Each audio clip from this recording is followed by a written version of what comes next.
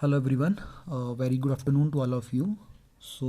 जैसा कि आप सभी को पता ही है, हमने अपने प्रीवियस लेक्चर में कोऑर्डिनेशन केमिस्ट्री जो है इसको स्टार्ट किया था, तो जहाँ पे हमने कुछ एक बेसिक टर्म्स की थी। इसके अलावा हमने कोऑर्डिनेशन कंपाउंड्स क्या होते हैं, किस तरह से वो डबल सॉल्ट से डिफ़र हैं, उनको हमने स्टडी किया था। तो थोड़ा सा मैं अगर आपको प्रीवियस लेक्चर का अगर आपको मैं प्रीव्यू दूँ, तो अगर मैं पिछले लेक्चर थोड़ा सा रिवाइज़ करवाऊँ, तो यहाँ पे हमने स्टडी किया था कि कोऑर्डिनेशन केमिस्ट्री जो है इसके अंदर आपके पास अगर मैं एक सॉल्यूशन लूँ जिसके अंदर आपके पास दो तीन कंपाउंड्स हों, और एक सिंपल वो आपके पास एक मोलर रेशियो में हो, स्टोकियोमेट्री हो उनकी, इवेपोरेट करेंगे तो हमारे पास जो कंपाउंड बन के आते हैं, इनको हम दो कैटेगराइज में डिवाइड करते हैं, double salt and coordination compounds. फिर इसके बाद हमने इनके बारे में डिस्कस किया था कि डबल सॉल्ट क्या होते हैं, कोऑर्डिनेशन कंपाउंड्स क्या होते हैं और किस तरह से एक दूसरे से डिफर होते हैं, कौन अपनी आइडेंटिटी जो है वो रिटेन करता है सॉल्यूशन में, कौन नहीं करता है।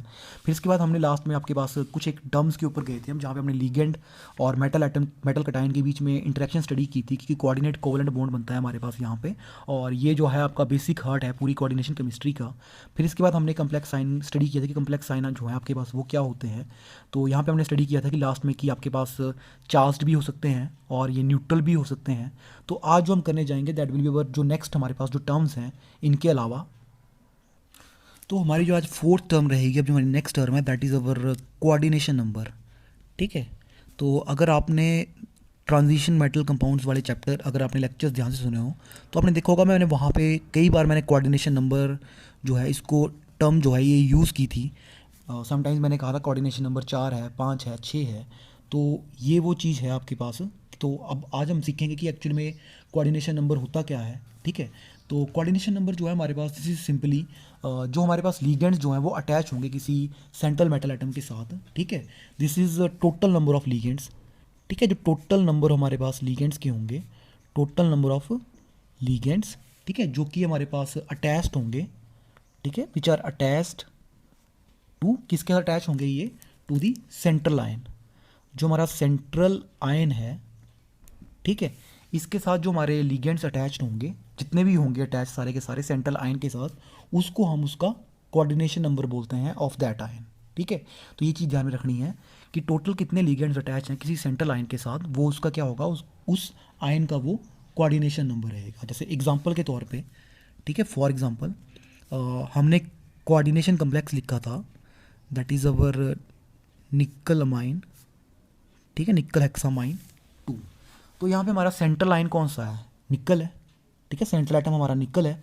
तो निकल के साथ हमारे टोटल कितने लिगेंड्स अटैच हैं वो इस निकल का कोऑर्डिनेशन नंबर होगा। तो आप देख सकते हैं निकल के साथ हमारे पास यहाँ 6 अमोनिया जो है वो अटैच हैं। तो लिगेंड्स हमारे पास यहाँ अमोनिया है, तो 6 अमोनिया अटैच है, दैट मीन्स हमारे पास क्या होगा, इसका जो कोऑर्डिनेशन नंबर है that is coordination number of निकल इज़ 6। ठीक है, सिमिलरली अब अगर मैं बात करूँ, मेरे पास अनदर कम्प्लेक्स है that is cobalt, 3 ammonia 3 chlorine. ठीक है, न्यूट्रल कम्प्लेक्स है, ये चार्ज्ड है और ये न्यूट्रल है। ठीक है, तो अगर मैं इसकी आयनाइजेशन करता हूँ तो इसके ऊपर कोई चार्ज नहीं आएगा, क्योंकि ये तो आपके पास क्या है, मैंने आपको कहा था कि अपनी आइडेंटिटी लूज़ नहीं करते हैं। ठीक है, जो कोऑर्डिनेशन, ये जो आपकी स्क्वायर ब्रैकेट है इसके अंदर जो है उसकी आयनाइजेशन नहीं होगी, जो बाहर वाला है वही आयनाइज होगा आपका। ठीक है, तो आप देख सकते हैं सेंट्रल आइटम कौन सा है हमारे यहाँ पे, कोबाल्ट है। ठीक है, तो कोऑर्डिनेशन नंबर किसका आएगा, कोबाल्ट का आएगा। ठीक है, कितना आएगा, जितने total number of ligands attach हैं।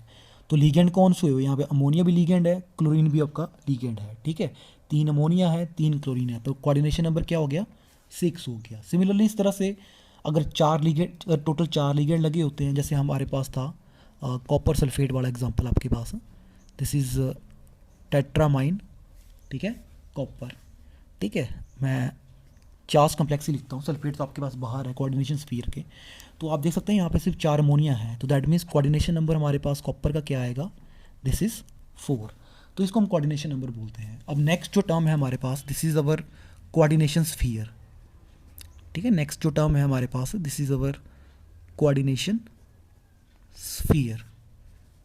ठीक है, कोऑर्डिनेशन स्फीयर जो होती है हमारे पास, जो भी हमारे पास मोलिक्यूल्स होंगे, ठीक है, या फिर हमारे जो आयंस हैं, ठीक है, जो कि हमारे पास सेंट्रल मेटल आयन से डायरेक्टली बॉन्डेड होते हैं। ठीक है, जो हमारे पास सेंट्रल मेटल आयन या हमारे पास जो भी मोलिक्यूल है, ठीक है, उसके हाथ जो डायरेक्टली हमारे पास बॉन्डेड होंगे, उस और वो हमारे पास जो है आपके पास कोऑर्डिनेशन स्फीयर जो है उसको कंस्टिट्यूट करते हैं।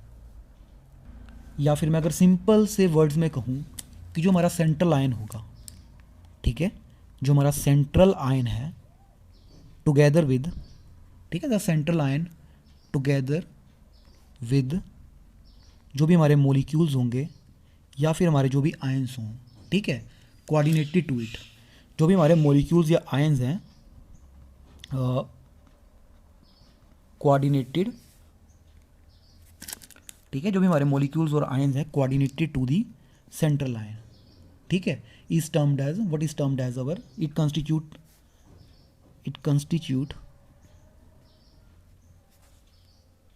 तो ध्यान में रखना है आपने, कोऑर्डिनेशन स्फीयर हमारे पास क्या है, जो भी हमारे सेंट्रल आयन होंगे टुगेदर विद द मोलिक्यूल्स और आयंस कोऑर्डिनेटेड टू इट, ठीक है, जो भी हमारे मोलिक्यूल्स और आयंस होंगे जो कि हमारे पास कोऑर्डिनेट किए हुए हैं किसके साथ, सेंट्रल आयन के साथ, ठीक है, ये दोनों मिलके आपके पास क्या कंस्टिट्यूट करते हैं, that is constitute our a coordination sphere, ठीक है, ये दोनों मिलके हमारे पास क्या बनाएंगे, कोऑर्डिनेशन स्फीयर। तो अगर आप ध्यान से अगर आप सुन रहे हो इन सब चीज़ों को तो आपको क्लियर हो गया कि कोऑर्डिनेशन स्फीयर हमारे पास क्या चीज़ है, कि central ion, copper central ion हो गया हमारे पास, मोलिक्यूल और आयंस जो कि इसको कोऑर्डिनेट कर रहे हैं, तो मोलिक्यूल और आयंस मतलब हमारे लीगेंड्स, तो 4 अमोनिया लीगेंड जो है हमारे पास इसको कंस्टिट्यूट कर रहे हैं, तो दोनों मिलके क्या बना रहे हैं, ये आपके पास कोऑर्डिनेशन स्फीयर बना रहे हैं। तो दैट मीन्स कोऑर्डिनेशन स्फीयर हमारे पास क्या है, जो स्क्वायर ब्रैकेट मैंने लिखी हुई है, ठीक है, इसके अंदर जो भी है इसको हम क्या बोलते हैं, कोऑर्डिनेशन स्फीयर, ठीक है, तो ये सारी चीज़ें जो यहाँ पे होगी स्क्वायर ब्रैकेट के अंदर, ठीक है, इसको हम क्या बोलते हैं आपके पास, कोऑर्डिनेशन स्फीयर। तो एनी स्पीसीज जो इसके अंदर हम लिखेंगे तो हमारे पास वो क्या होगा, वो सेंट्रल आयन होगा और साथ में जो भी लिगेंड्स होंगे, ठीक है, जो इसके साथ अटैच होंगे वो चीज़ लिखेंगे हम इस स्क्वायर ब्रैकेट के अंदर, तो इसको हम आपके पास कोऑर्डिनेशन स्फीयर बोलते हैं। एग्जांपल के तौर पे हमारे पास ये तीनों के तीनों हमारे जो कॉम्प्लेक्सेस हैं, ठीक है, ये कोऑर्डिनेशन स्फीयर के अंदर है हमारे, ठीक है। अब नेक्स्ट थिंग है हमारे पास चार्ज की बात करेंगे हम, ठीक है, charge on the complex. Next जो थिंग हम बोलते हैं वो आती है चार्ज, कि कम्प्लेक्स के ऊपर कितना चार्ज है, ठीक है। तो चार्ज की अगर बात की जाए तो चार्ज होगा आपके पास, दिस इज़ कि कम्प्लेक्स आयन के ऊपर कितना चार्ज होगा, this is simply algebraic sum, ठीक है, जो भी आपके पास सेंट्रल आयन होगा, ठीक है, कम्प्लेक्स के ऊपर टोटल चार्ज कितना होगा, जितने हमारे पास जो भी लिगेंड्स लगे हुए हैं उनके ऊपर जो चार्ज होगा, साथ में जो हमारा सेंट्रल आयन होगा उसके ऊपर जो चार्ज होगा, उन सब का सम जो हम करेंगे, ठीक है, वहाँ से हमारे पास जो नेट चार्ज आएगा that will be the charge on the complex, ठीक है। एग्जांपल के तौर पे लिखते हैं हम, चलो मैं एक सिंपल सा एग्जांपल लिखता हूँ, सपोज आई एम राइटिंग, चलो ये जो ऊपर वाले कम्प्लेक्स है इन्हीं को लिखते हैं, ठीक है। तो इस पूरे जो हमारा ये जो हमारा पूरा मॉलिक्यूल है, ये जो हमारा पूरा, सॉरी इसको मॉलिक्यूल नहीं बोलेंगे, इसको हम कोऑर्डिनेशन कंपाउंड बोलेंगे, ये जो पूरा कोऑर्डिनेशन कंपाउंड है, ठीक है, इसके ऊपर टोटल हमारे पास कितना चार्ज है, +2 चार्ज है, ठीक है। क्योंकि +2 चार्ज जो आपके पास ये आया कहाँ से, क्योंकि कॉपर जो है इसके ऊपर +2 चार्ज है, लेकिन अमोनिया जो है ये न्यूट्रल लिगेंड है, इसके ऊपर चार्ज नहीं होता है, इसके ऊपर 0 चार्ज होता है। तो दैट मीन्स ये टोटल चार्ज जो है इस पूरे कम्प्लेक्स का ये आया सिर्फ कॉपर के चार्ज की वजह से, ठीक है, क्योंकि इसके ऊपर चार्ज तो 0 होता है। सिमिलरली एक और कम्प्लेक्स लिखते हैं हम, हाँ ये ठीक रहेगा आपका anion, this is our anionic complex, ठीक है। अब हम इस कम्प्लेक्स पे अगर हम बात करें, ठीक है, तो इस कम्प्लेक्स में हमारे पास क्या है कि it carries total charge of -4, ठीक है। इस पूरे कम्प्लेक्स, ये जो हमारा पूरा कम्प्लेक्स है, ठीक है, दिस इज हेक्सासाइनोफेरेट, ठीक है, it carries a charge of -4, ठीक है। तो -4 चार्ज कैसे आया, हमने ये चीज़ देखनी है। तो आपको पता है आयरन जो है इसके ऊपर +2 चार्ज होता है, ठीक है, और जो 6 साइनाइड है हमारे, ठीक है, साइनाइड होता है हमारे पास Cn नेगेटिव, इसके ऊपर होता है -1 चार्ज, तो 6 साइनाइड है, दैट मीन्स यहाँ से हमारे पास -6 चार्ज आ जाएगा। तो दोनों का अलजेब्रिक सम करेंगे, टोटल कितना आ गया, -4, ठीक है। तो this is the net charge on this complex, ठीक है, इस तरह से हम कम्प्लेक्स का चार्ज निकालेंगे, ठीक है। तो ये तो थी हमारे पास कुछ एक बेसिक टर्म्स जो हम कोऑर्डिनेशन केमिस्ट्री में यूज़ करते हैं। अब हम चलते हैं हमारे पास, जो मैंने आपको प्रीवियस लेक्चर में भी कहा था कि हम डिस्कस करेंगे क्लासिफिकेशन ऑफ लीगेंड्स, ठीक है, लीगेंड्स की क्लासिफिकेशन, ठीक है। आपको पता होना चाहिए, अब आपने देख ही लिया है कि हमारे पास कोऑर्डिनेशन केमिस्ट्री में मेटल कैटायन और लीगेंड के बीच में बॉन्ड बन रहा है। तो आप तो सिंपली ये सोच रहे होंगे कि सिंपल लीगेंड होगा वो आपके पास कोऑर्डिनेट करके मेटल के साथ बॉन्ड बना देगा, लेकिन यहाँ पे आपको ध्यान रखना है कि लिगेंड्स जो हैं वो डिफरेंट डिफरेंट तरह के हैं कोऑर्डिनेशन केमिस्ट्री में, तभी हमारे पास कोऑर्डिनेशन केमिस्ट्री जो है इतनी ज़्यादा इंटरेस्टिंग है। ठीक है, तो पहली चीज़ तो आपको लिगेंड के बारे में क्लियर तो बिल्कुल ही होगा कि लिगेंड हमारे पास ऐसे डोनर एटम्स होते हैं, ठीक है, वो वाले डोनर एटम्स जिनके पास एटलीस्ट एक लोन पेयर ऑफ इलेक्ट्रॉन होगा जिसके साथ वो मेटल के साथ कोऑर्डिनेट कर सकते हैं। ठीक है, तो लिगेंड्स जो होते हैं डिपेंडिंग मेनली लिगेंड जो है ये डिपेंड करते हैं कि हमारे पास कितने इनके पास डोनर एटम्स हैं। ठीक है, बेस्ड अपॉन डोनर एटम्स इनको हम क्लासीफाई करेंगे। ठीक है, तो आपने ध्यान में रखना है कि बेस्ड अपॉन डोनर एटम्स कि कितने डोनर एटम्स लिगेंड्स के अंदर है। ठीक है, तो वहीं से हम इनकी क्लासिफिकेशन जो है वो करेंगे।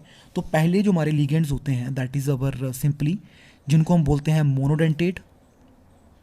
ठीक है, मोनोडेंटेट या फिर हम बोलेंगे इनको यूनिडेंटेट।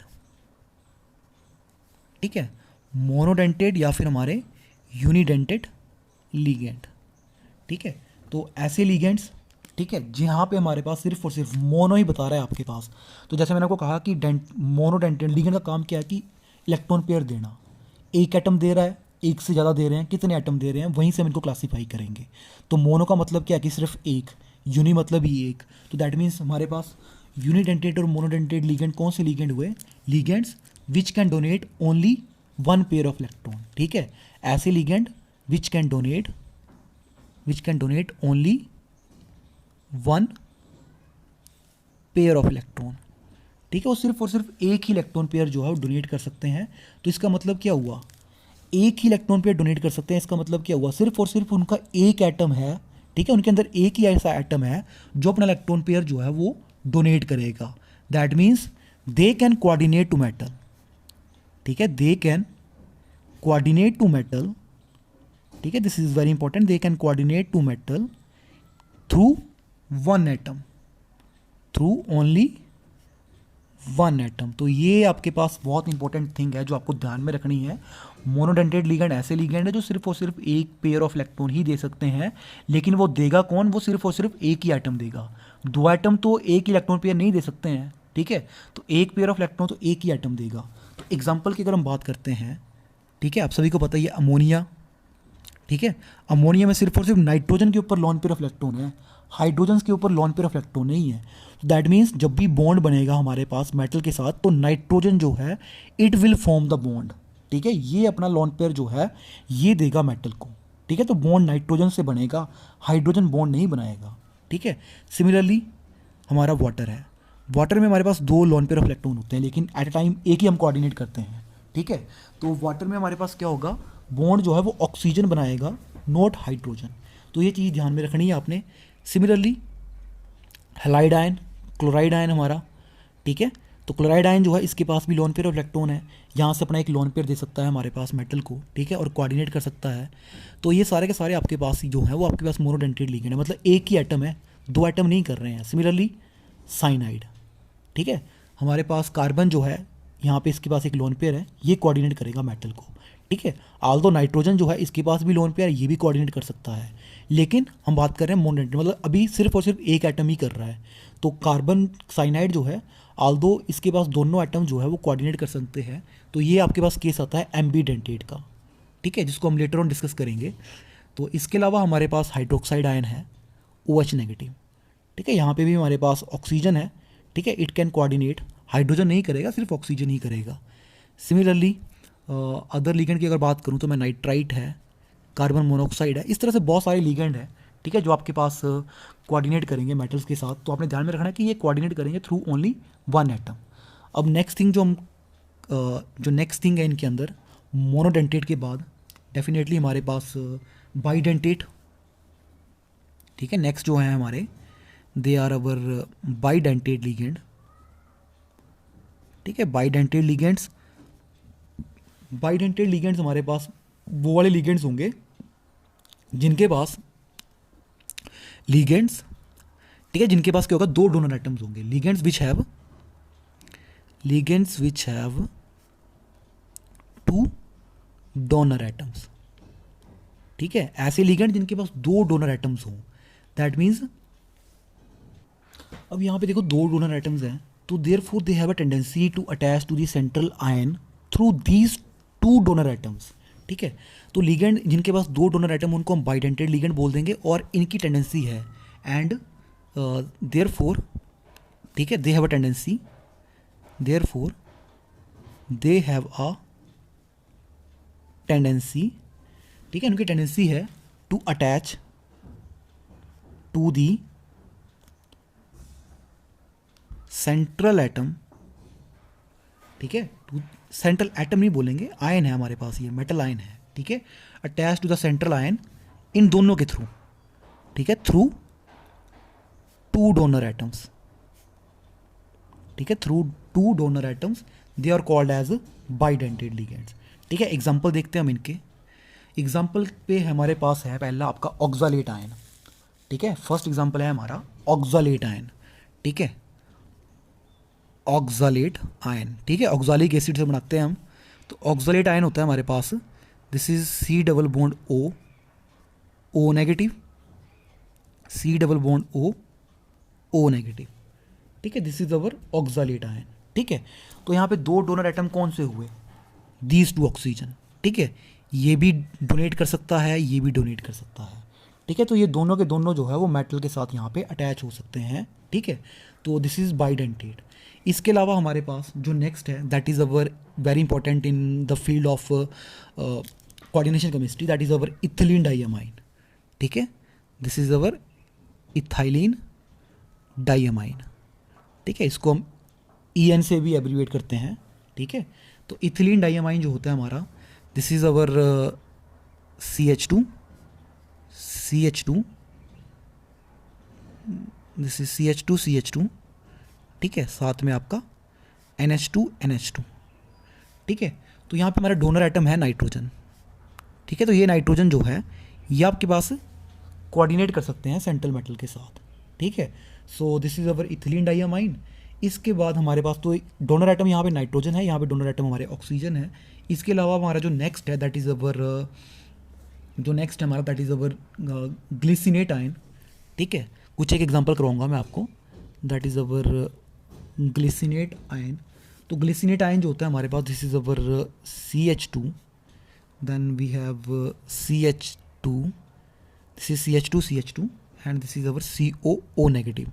तो यहाँ से CH2 ये जो कार्बन है ये भी कर सकता है, ठीक है।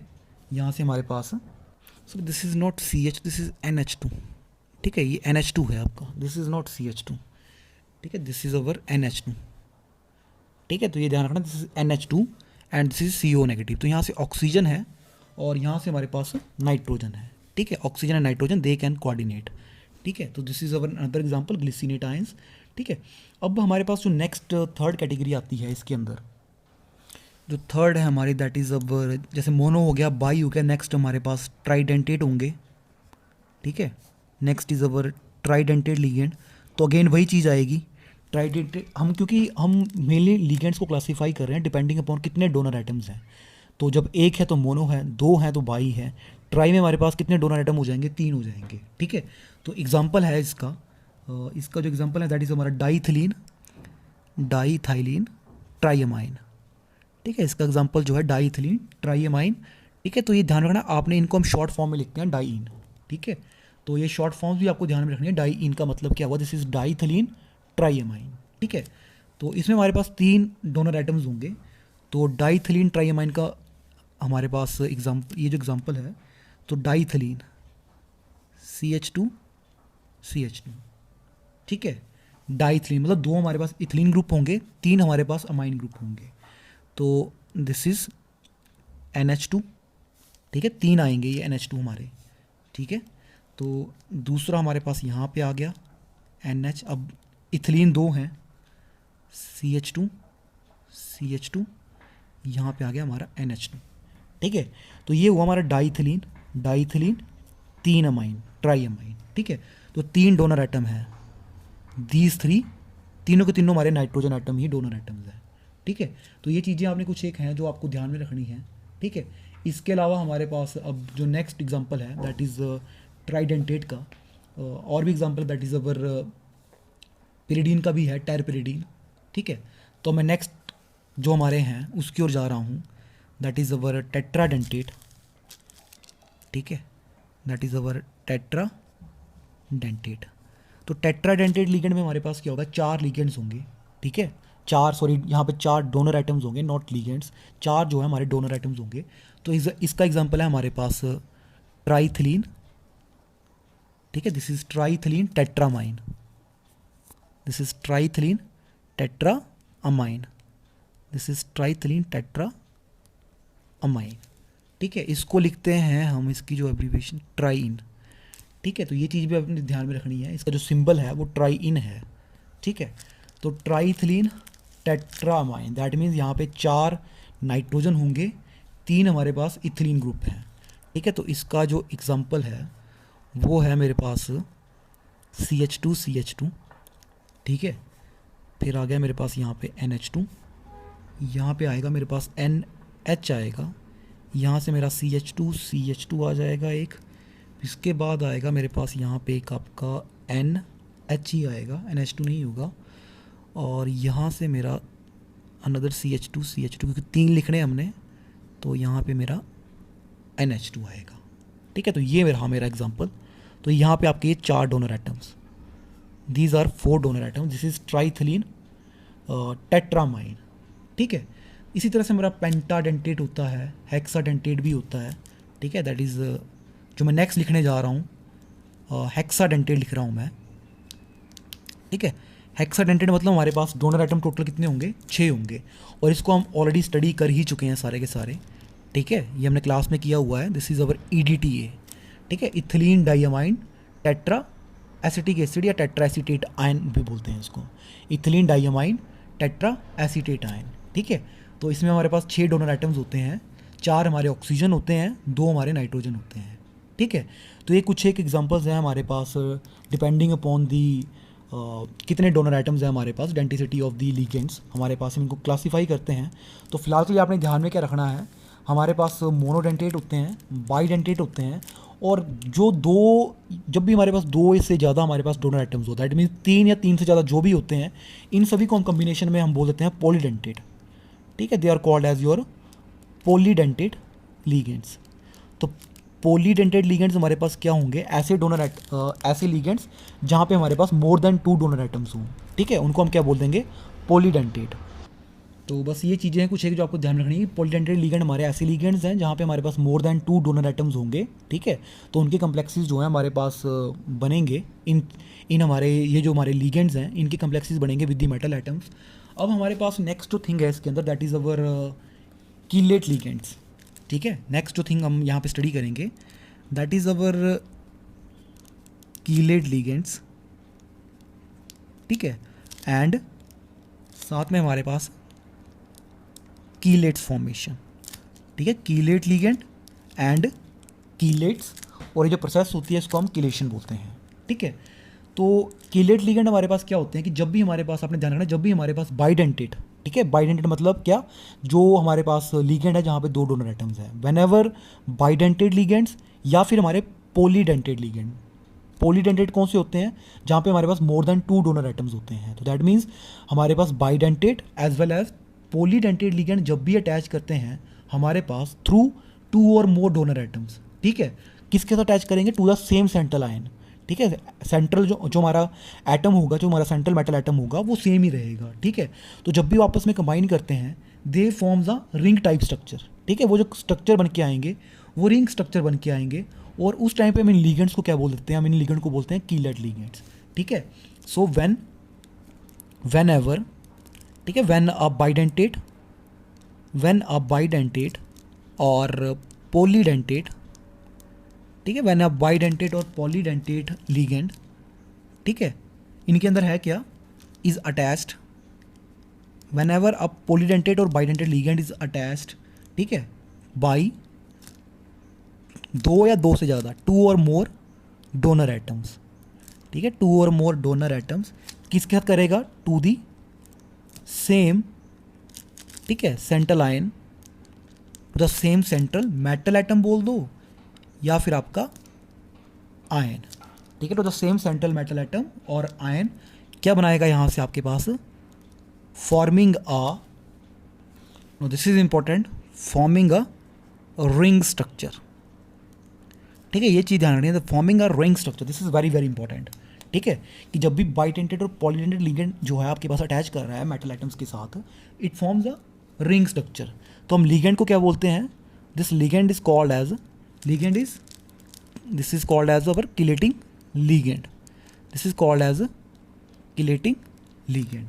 और ये जो कम्प्लेक्स बनता है, ठीक है, the complex formed is called, जो कम्प्लेक्स बनेगा हमारे पास रिंग टाइप जो कम्प्लेक्स बन के आएगा, complex form is called as our chelate, this complex is called as chelate. और ये जो प्रोसेस होती है, दिस प्रोसेस जो होती है इसको हम बोलते हैं किलेशन। ठीक है, this is very very important thing, ठीक है, in the field of another that is हमारी कोऑर्डिनेशन केमिस्ट्री।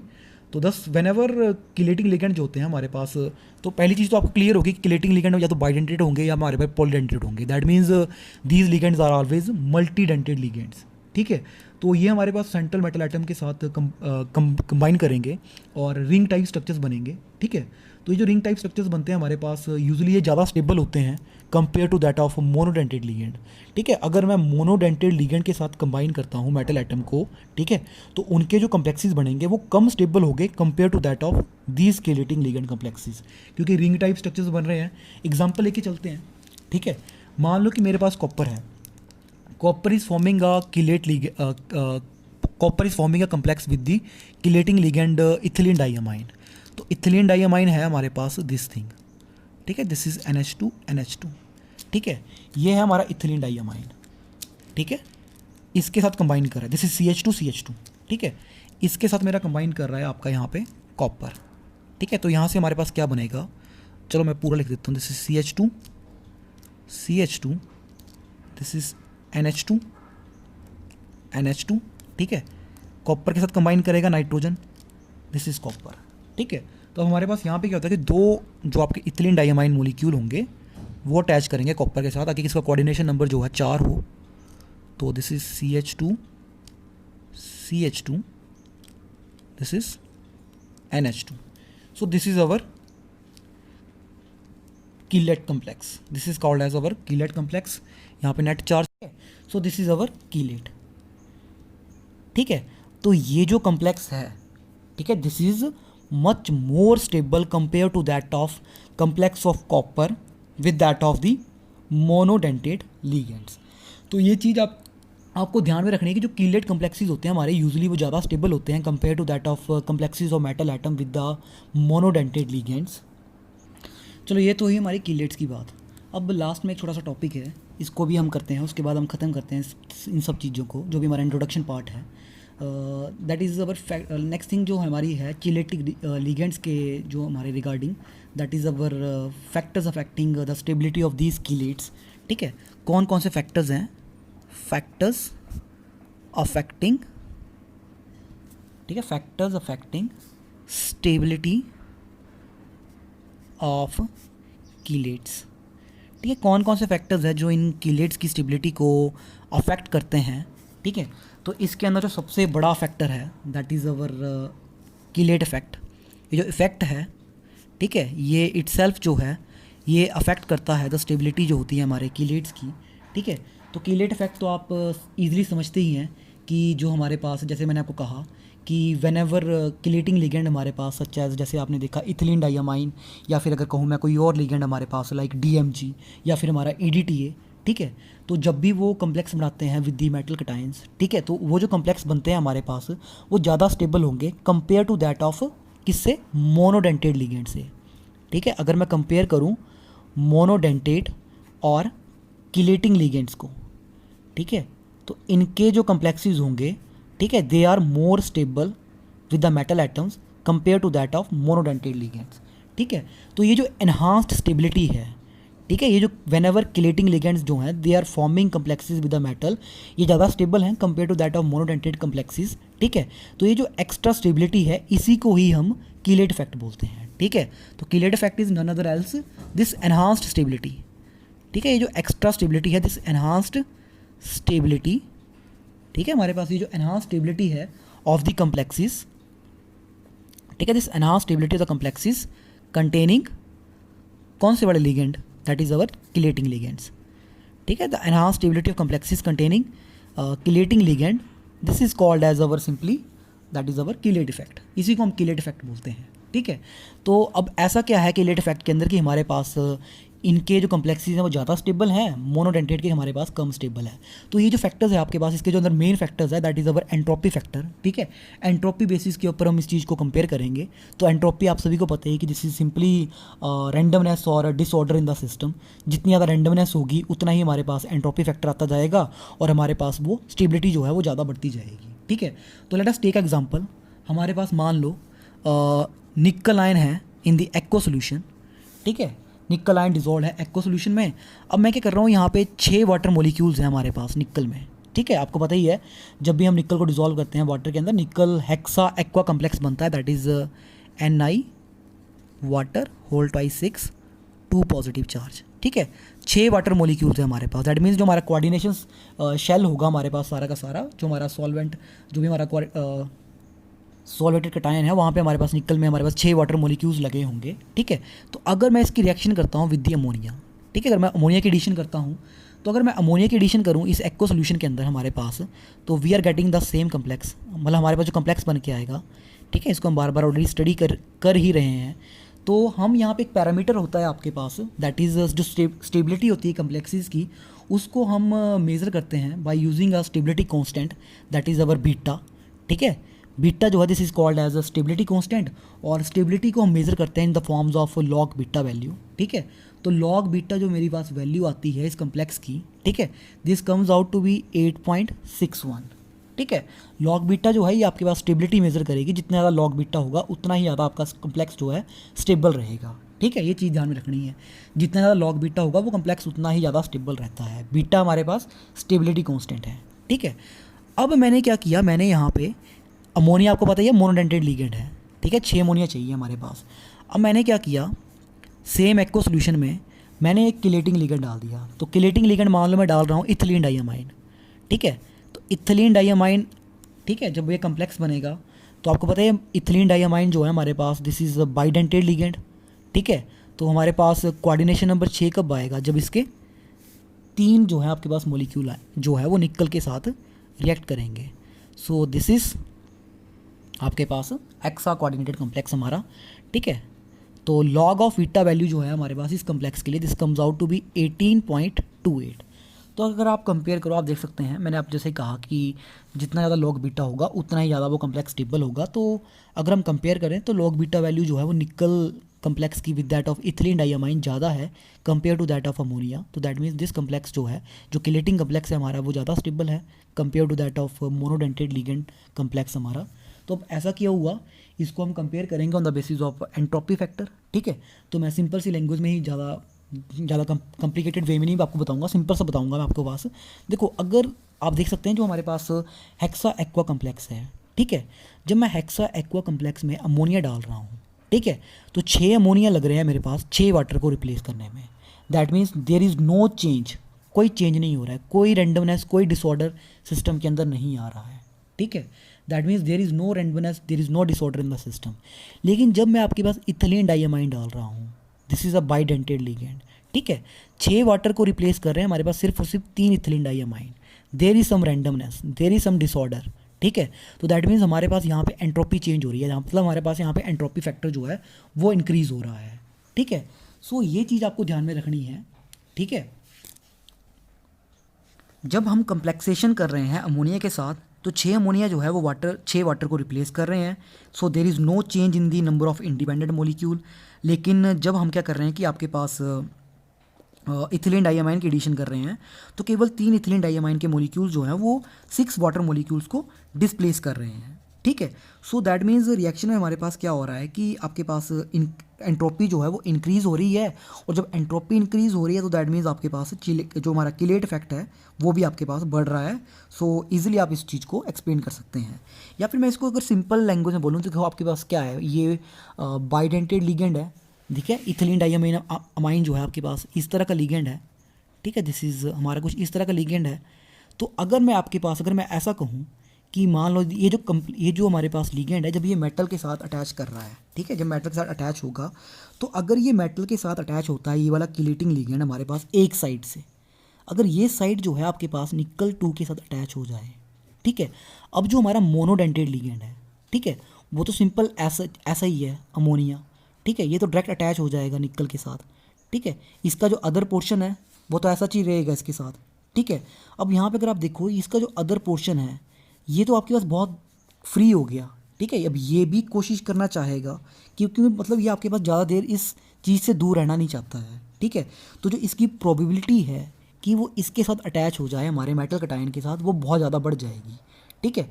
क्योंकि ये जो हमारा अदर एंड है इस किलेटिंग लिगेंड का वो भी ऐसे फ्री नहीं रह सकता है काफ़ी देर तक। तो इसकी जो प्रोबेबिलिटी है कि वो मेटल आयन के साथ अटैच हो जाए वो एक एंड के जुड़ने के साथ जो है वो दूसरे एंड की प्रोबेबिलिटी बढ़ जाएगी। अगर प्रोबेबिलिटी बढ़ जाती है तो दैट मीन्स हमारे पास मॉलिक्यूल इंडिपेंडेंट नहीं रहना चाहेगा, वो अटैच होना चाहेगा, और जब अटैच हो जाएगा तो डेफिनेटली स्टेबिलिटी जो है वो एनहांस्ड हो जाएगी, ठीक है। तो ये कुछ एक चीज़ें हैं इस किलेटिंग इफेक्ट के अंदर जो आपको ध्यान में रखनी है, ठीक है। If there is some randomness और disorder that is entropy factor, तो आप बोल सकते हैं कि हमारे पास जो किलेट इफेक्ट होगा, ठीक है, that plays a very important role in the enhanced stability of the complexes. जो अदर फैक्टर्स हैं हमारे पास किलेट कम्प्लेक्सेस की स्टेबिलिटी को जो एक्सप्लेन करेंगे that is our number of chelate rings, कितनी रिंग्स हैं, नंबर ऑफ किलेट रिंग्स, ठीक है। तो ये चीज़ में ध्यान रखनी है कि जितनी ज़्यादा हमारे पास वेन एवर किलेट कम्प्लेक्सेस जो हैं दे आर फॉर्म, जितनी ज़्यादा रिंग्स होती हैं, ठीक है, उतनी ही ज़्यादा स्टेबिलिटी होती है। एग्जांपल के तौर पे मान लो कि हमारे पास कोई कम्प्लेक्सेस हैं, I am writing down some complexes, ठीक है। जैसे मेरे पास एक कम्प्लेक्स है जिसे हमने ऑलरेडी निकल अमोनिया कम्प्लेक्स लिखा हुआ है, तो इसके अंदर हमारे पास क्या है, नंबर ऑफ रिंग्स, कितनी रिंग्स हैं, कोई रिंग नहीं होती, आप सभी को पता ही है। तो इसका जो स्टेबिलिटी कांस्टेंट है, ठीक है, स्टेबिलिटी कांस्टेंट जो हमारा बीटा है इसके लिए that comes out to be only 5.5 into 10⁸, ठीक है। लेकिन जो मैंने कम्प्लेक्स लिखा था, ठीक है, ये वाला, इसमें नंबर ऑफ जो किलेटिंग रिंग्स हैं दे आर 3, तो इसका जो स्टेबिलिटी कांस्टेंट है this comes out to be 4 into 10⁸, ठीक है। लॉग वैल्यूज़ लेंगे तो हमने ऑलरेडी लिखा ही हुआ है। तो ये कुछ एक चीज़ें हैं कि जैसे नंबर ऑफ रिंग्स बनती जाएंगी स्टेबिलिटी जो है वो आपके पास बढ़ती जाएगी, ठीक है। अब जो लास्ट फैक्टर है इसके अंदर that is size of the chelate rings, कि ये जो रिंग्स हैं उनका साइज कितना होना चाहिए, कि 2 member, 3 member, 4 member, 5 member, 6 member, इस तरह से, ठीक है। तो इसमें आपने ध्यान में रखना है कि जो 5 मेंबर्ड कीलेट्स होते हैं हमारे, ठीक है, जो भी हमारे पास 5 मेंबर, जब भी हमारे पास 5 मेंबर्ड रिंग बनेंगी, ठीक है, 5 मेंबर्ड रिंग्स, ठीक है, इनके जो कीलेट्स होंगे they are the most stable, ठीक है, दे आर मोस्ट स्टेबल, ठीक है, then from the 6 and others, ठीक है, उनसे वो ज़्यादा स्टेबल होते हैं।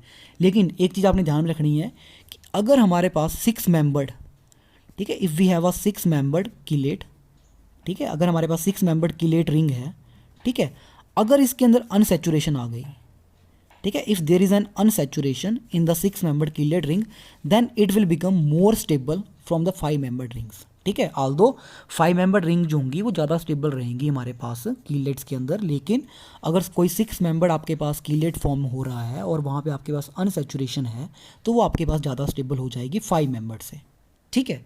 तो ये कुछ एक चीज़ें हैं जो आपको ध्यान में रखनी है। तो I think this is sufficient for your introduction part, ठीक है। ये कुछ एक चीज़ें हैं जो आपको इंपॉर्टेंट भी हैं और आपको पता भी होनी चाहिए in the coordination chemistry field, ठीक है। फिर हम नेक्स्ट लेक्चर से हम जो भी आपका सिलेबस में है, ठीक है, उनको हम 1 बाय 1 लेके चलेंगे, ठीक है। So thank you very much.